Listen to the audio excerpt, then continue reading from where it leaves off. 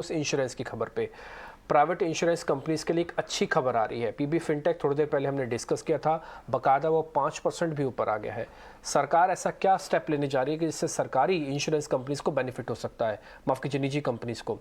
ये बताने के लिए अनुराग मेरे सहयोगी मेरे साथ जुड़ रहे हैं। अनुराग, जरा बताइए कौन सा ऐसा कदम है जिससे कि जो निजी इंश्योरेंस कंपनीज हैं उनको बेनिफिट मिलेगा?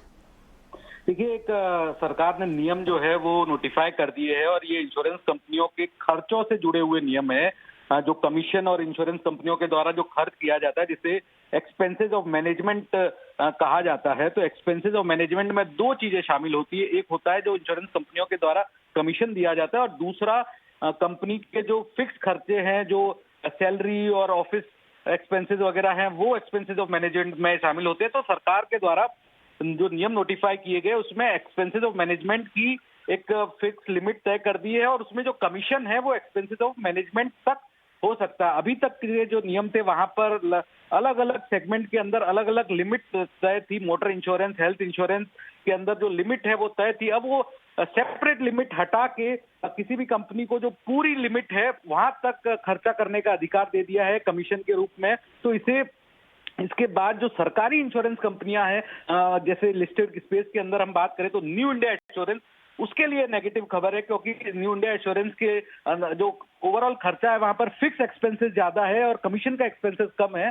तो इस वजह से उनके लिए नेगेटिव खबर है। लेकिन प्राइवेट प्लेयर्स है जैसे आईसीआईसी लोम्बार्ड या फिर स्टार हेल्थ, उनके लिए काफी अच्छी खबर है, क्योंकि वो जो अपना कारोबार अर्जन करने के लिए ज्यादा रिवॉर्ड दे पाएंगे, ज्यादा विज्ञापन दे पाएंगे, ज्यादा कमीशन दे पाएंगे कारोबार अर्जित करने के लिए। तो एक बड़ा डेवलपमेंट है। इसमें एक जो आखिरी क्लैरिफिकेशन रिक्वायर्ड है, क्योंकि आईआरडीए के ड्राफ्ट नोटिफिकेशन में कहा गया था कि जनरल इंश्योरेंस कंपनियों के लिए कुल जो खर्चे की लिमिट है वो 30% होगी और स्टैंड अलोन हेल्थ इंश्योरेंस कंपनियों के लिए 35% होगी। तो उसका जो एक क्लैरिफिकेशन रिक्वायर्ड है, इसके अलावा जो नियम है वो लागू कर दिए गए और नए नियम 1 अप्रैल 2023 से लागू होंगे।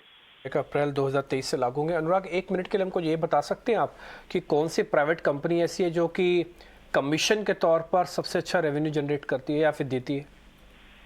देखिए, इसमें अभी तक जो नियम थे वहां पर ईओएम को दो भागों में बांटा हुआ था। तो प्राइवेट प्लेयर्स है वो अलग अलग तौर पे, क्योंकि कमीशन की लिमिट फिक्स होती थी मोटर इंश्योरेंस के अंदर, हेल्थ इंश्योरेंस के अंदर 18, 19, 20% से ज्यादा आप नहीं दे सकते थे। तो ओवर एंड अबव जो है विज्ञापन के तौर पे या रिवॉर्ड के तौर पर कंपनियां बिजनेस एक्वायर करने के लिए इंसेंटिव देती थी। अब उन्हें वो करने की जरूरत नहीं पड़ेगी। वो कमीशन बढ़ाकर भी दे सकती है, अलग अलग तरीके से भी दे सकती है, क्योंकि जो अब रेगुलेटेड फॉर्म में ये नियम बना दिए गए हैं कि ईओएम की लिमिट तक आप कमीशन दे सकते हैं। तो ये पीबी फिनटेक है, उसके लिए भी काफी पॉजिटिव खबर है, क्योंकि वो भी जो है एक्वायर करने के लिए, कस्टमर एक्वायर करने के लिए उनको भी जो है वो कमीशन ज्यादा मिलेगा और उनकी भी इनकम बढ़ सकती है। इनका बाय प्रोडक्ट्स भी हैं, उनके लिए भी अच्छा है। जिनका नेटवर्क काफ़ी स्ट्रॉन्ग है, चैनल काफ़ी स्ट्रॉन्ग है, उनके एजेंट पेनिट्रेटेड है डीप इन द सिस्टम के अंदर, ये उनके लिए काफ़ी स्ट्रॉन्ग हो सकता है।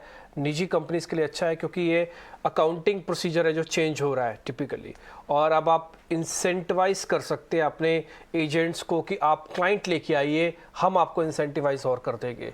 तो ये निजी कंपनियां एग्रेसिव रहती है हमेशा इस चीज़ पे, सरकारी कंपनियां धीरे धीरे करके काम करते हैं थोड़ा इस पॉइंट पे। तो इसलिए पीबी फिनटेक, आईसीआईसी लोम्बार्ड जैसी बड़ी कंपनीज हैं, इसको बेनिफिट आपको मिल सकता है। पीबी फिनटेक तो बाकायदा आज डेज हाई पे इस समय आके कामकाज कर रहा है, 591 के अराउंड आके ट्रेड होता हुआ दिख रहा है। अनुराग, बहुत बहुत शुक्रिया, थैंक यू वेरी मच आज समय देने के लिए और ये खबर अहम तरीके से हमको अच्छे से बताने के लिए।